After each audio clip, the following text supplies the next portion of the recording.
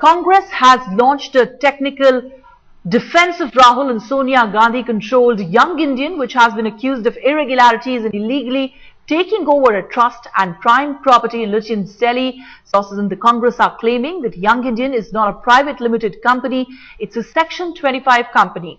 A Section 25 company is regulated by the same laws as a trust. It's not for profit entity, and by regulation, directors cannot draw any benefit out of such a structure. The only difference is that the trust is managed by trustees and Section 25 company is managed by directors. But it's factually incorrect to compare a Section 25 company with a private limited company. In Section 25, directors cannot even draw a salary. For all practical purposes, a Section 25 structure is far more rigid than that of a trust or a society, and high standards of transparency have to be adhered to in such companies. All right, we have Janata Party's Subramanian Swamy now joining us on the phone line. He's the one who had made those allegations yesterday. Dr. Swamy, what do you make of the defense that is coming now from the Congress saying that Young Indian is not a private limited company as was suggested by you? Laughable, because you read the Section 25, it says that the only thing that they are entitled to do is not use the word private limited to distinguish from other private limited companies, number one. Number two, the incorporation is done through the Registrar of Companies, and therefore it is a company. Number three, there are three types of non-profit organizations. One is called a trust, where you cannot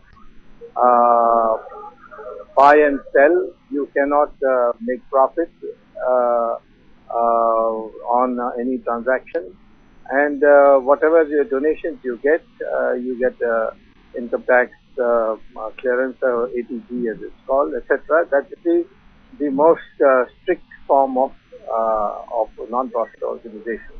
Then you have society.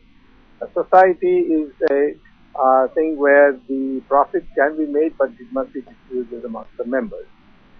Finally is this Section 25, where you can sell shares, you can buy property, sell property, but whatever money you make, you have to spend it only on the objects of the formation of the company.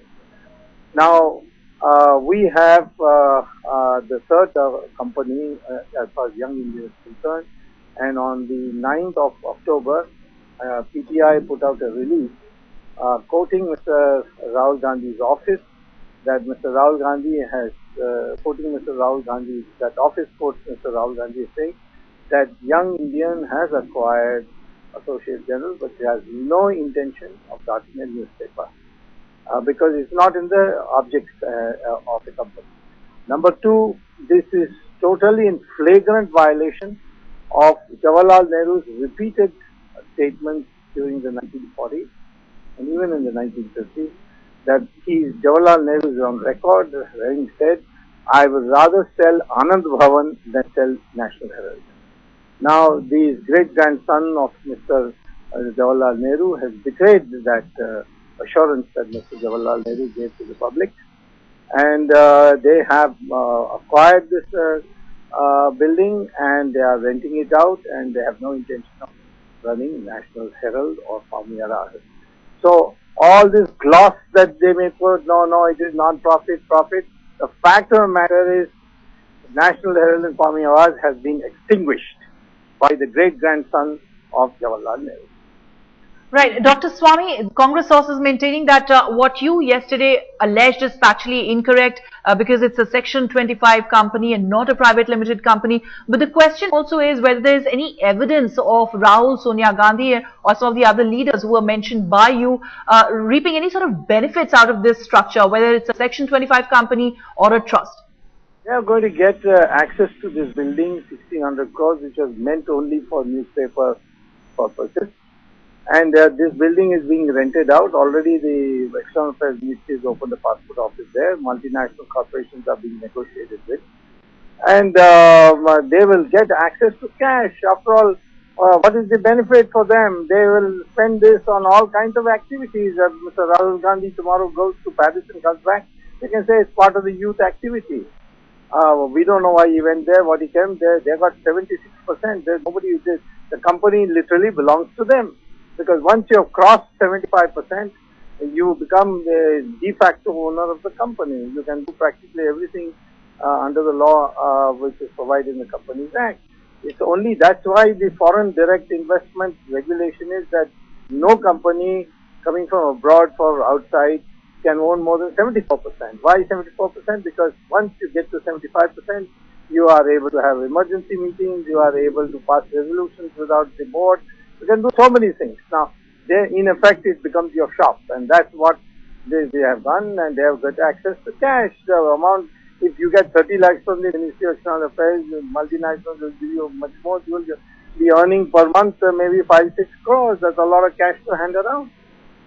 Dr. Swami, so with the revelations that you've made, with the evidence that you have, would you move court as you have done in the past in several cases, or are you demanding a probe into whatever has been laid, put on the table? Yeah, you see, if I go to the court straight away, the court will not accept it as a public interest. They will say, why didn't you go to the CBI? Why didn't you go to other agencies of the government first and try? If they had refused, then you can come. So that's why, as a formality, I have to first write a letter to the CBI and the FIO. So I have done that by writing to the Prime Minister. And there is also an election fraud, so therefore I have written to the Chief Election Commissioner. And if they don't reply, or they reply unsatisfactorily, then I can go to court and I have a basis for going to court.